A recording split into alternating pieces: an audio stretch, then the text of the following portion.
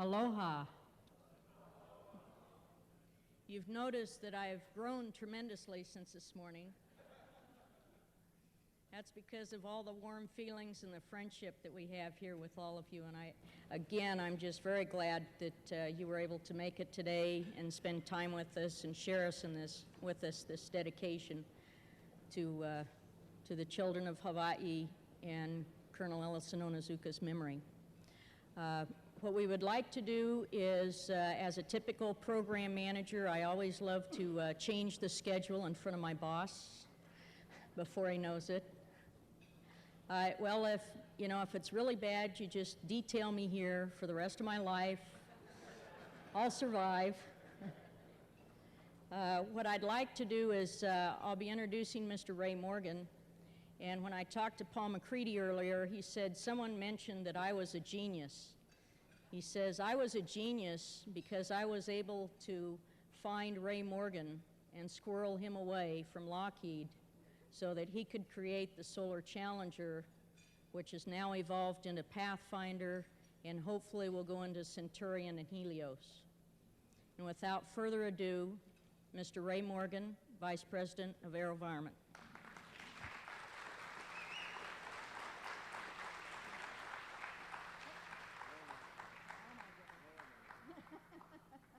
I'm slipping. I can't do this being so tall. Thank you, Jenny. Thank you, Paul. I wonder if I can get that in writing before you leave. As you've already heard, on July 7th, 1997, we flew this airplane behind me here into the stratosphere. It's propelled by the power in its shadow, about 7,500 watts, about the same power as 5 good-sized hair dryers, and set a record for solar flight. We're honored that NASA has chosen to dedicate this record flight to the memory of Colonel Onizuka and to the future of Hawaii's children. I'm extremely pleased to present you a video summary of this flight. It's an altitude about 14 miles above the Pacific Ocean. Would you please roll the video now?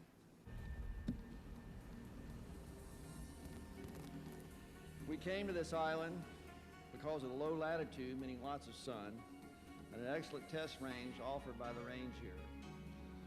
Together, they provide the best location for flying a solar-powered, remotely piloted aircraft. These big green trucks are the ground stations that control it. Early on the morning of July 7th, the mobile crews prepared the aircraft for rollout and began to move the aircraft onto the flight line. Weather balloon launches provided high-altitude wind information, and our SODAR warned us of low-altitude winds and turbulence before takeoff and helped us to predict an optimum landing time. The meteorologists also used balloon and satellite data to help develop predictions for the flight day, which allowed our mission planners to develop a flight plan for a record flight above 71,000 feet. The Pathfinder was moved to the runway on a dolly, and then it went through a series of pre-flight checks. Simultaneously, our mobile crew and our stationary crew performed a series of readiness tests of their systems. A problem was found with one of the motors during these tests, and we had to actually replace it on the runway, but it only took about a half an hour and actually delayed our takeoff time only about 4 minutes. At 8:34, the pilot asked for clearance from the control tower and advanced the throttle to about 3,500 watts of power for takeoff. We flew south 2 miles on combined battery and solar power, and we used a forward-looking mirror to help avoid clouds over the runway. 3.5 kilowatts. Good. It's a very flexible plane. Turbulent. Not too bad. PMRF rock operations specialists monitored the flight, and they cleared the path for our climb out. To give the best climb rate, the plan called for heading west to the edge of our range. Keeping the array tilted back toward the sun to capture the maximum power and allow us to climb as high as possible. As we left the coast, the crews prepared to hand off control from the mobile to the stationary crew. Stationary director, we're ready for you to start reading the handoff check. Okay, station engineer, select engineers, just really go here in control. And pilot can report to this run. Plane switch positions, the pilot please. Controllers unit selected, ready ball. Copy. We're indicating 7-degree azimuth, so there's 7. At about 3,500 feet, we climbed through the cloud base. The flight plan called for flying west of Niihau while the sun was in the east, and lowering and climbing to the north until running from the east from the sun, and hopefully reaching 71,500 feet in the middle of the afternoon. Approaching Niihau, the pilot kept both the Pathfinder and its footprint, the point to which it would drift in the event of a flight termination, clear of the FAA airspace around the island of Niihau. All the systems were now go for high altitude.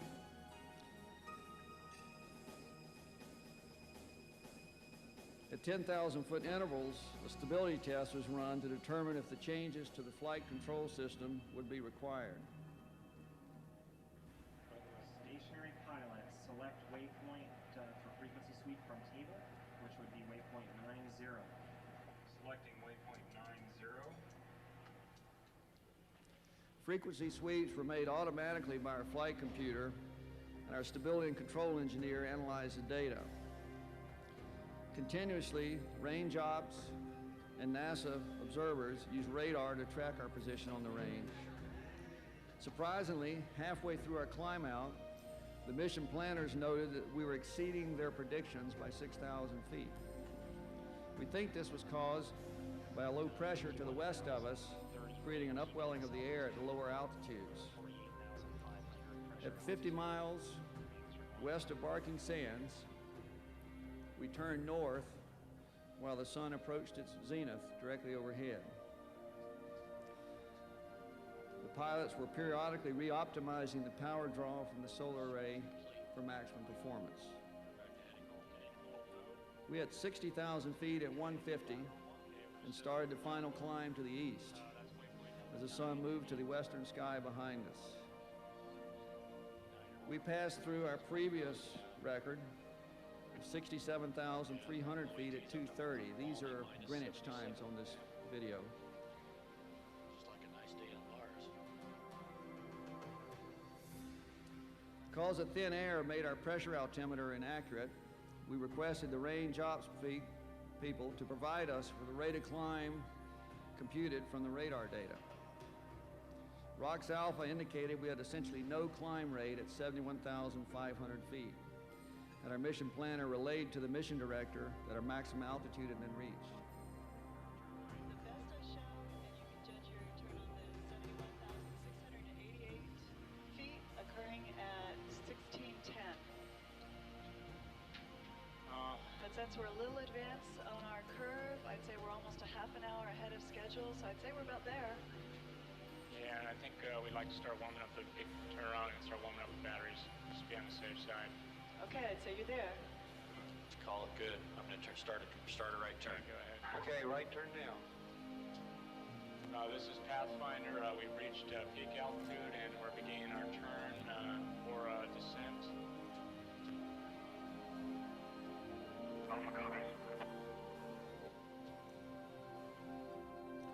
Even though we reached maximum altitude sooner than predicted, our climb rate had stopped. We seemed to have hit a ceiling above which we couldn't climb. But we had more than met the 65,000 foot goal, and our sponsor was very happy.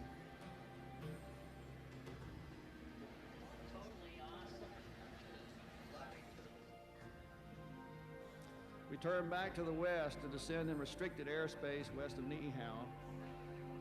During the glide back, we noticed slow, continuing oscillations and roll.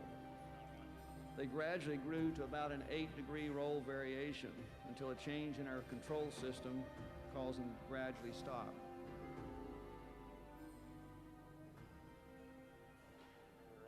Stationary director, we're at about 60,000 feet, and we're in the battery warming procedure, the solar to battery transition.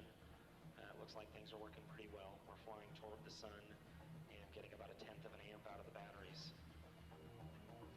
We began warming up our batteries from the minus 100-degree temperatures we saw at 55,000 feet so that we'd have adequate electric power to control the aircraft after sunset.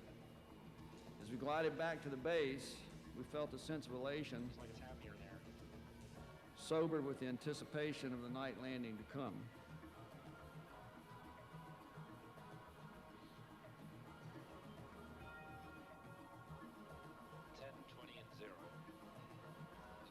We continued to test the stability and monitor our systems, but the rest of the descent was beautiful and almost relaxing. Because it was possible strong trade winds could have blown us to the west of Kauai, the Ni'ihau Ranch helicopter was readied for an emergency landing by Pathfinder on Ni'ihau, in case these winds prevented landing at Barking Sands. In fact, balloon data showed strong trade winds from the east were developing below 12,000 feet, and the pilot navigated the Pathfinder to a safe location for descent through the least turbulence, but still an easy gliding distance to the base. Meanwhile, in anticipation of the night landing, we began to check out the mobile ground station used for control and final approach. At about 8,000 feet, the Pathfinder was blown backward by the wind from the southeast. But these winds died down as predicted below 5,000 feet, and we resumed our track. Still, the pilot had to search for areas where up currents did not prevent the Pathfinder from continuing its descent. Before handoff, the mobile pilot checked the winds at the tower to decide which direction to land. But varying winds at the ground forced the pilot to change his runway twice. Even so, the winds varied 180 degrees during the final approach to the runway. One of the most incredible aspects of these flights are the beautiful night skies at Barking Sands. The bright stars, whispering of the propellers as the Pathfinder glides overhead make the experience almost surreal. Touchdown occurred at 11:05 p.m. for a total of 14 and a half hours in the air. As the Pathfinder rolled to a stop, the ground crew rushes in and secures the aircraft and shut down its power.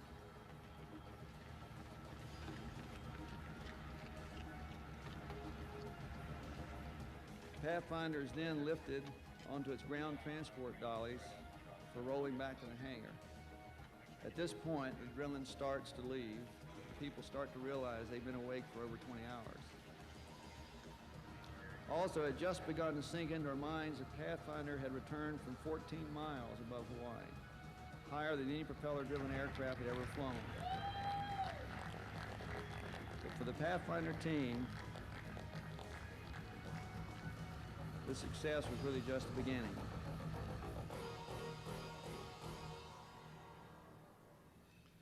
Many people make up the team here, not just AeroVironment, but NASA, PMRF, KCC students, and other Hawaiians that supported our operations.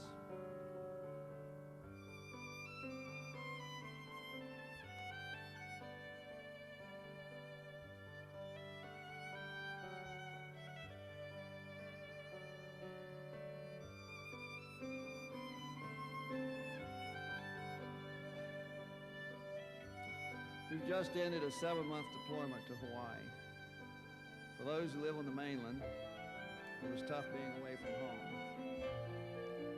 But the friendly support, the quiet competence, and the genial hospitality shown by our Hawaiian and military hosts made the experience enjoyable and unforgettable. The Aloha spirit is real, and we will come back.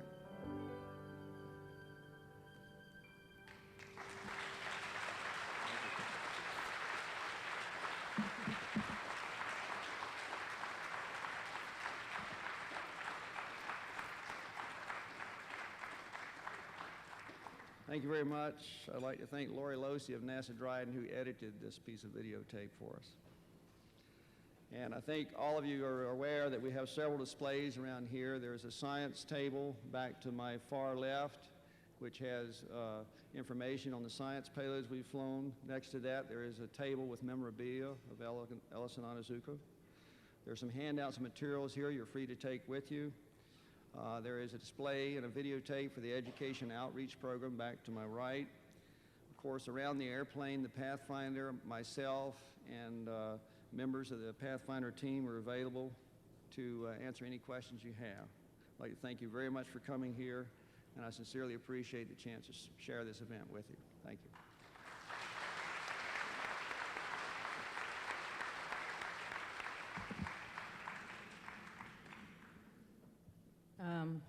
I was going to start backwards, but I'm tear-jerking right now, so you'll have to excuse me. In about 3 minutes, I'd like to go ahead and continue on with the program, and the next person in the program will be Mr. James Buckley, so we'll take about 3 minutes, please. Thank you.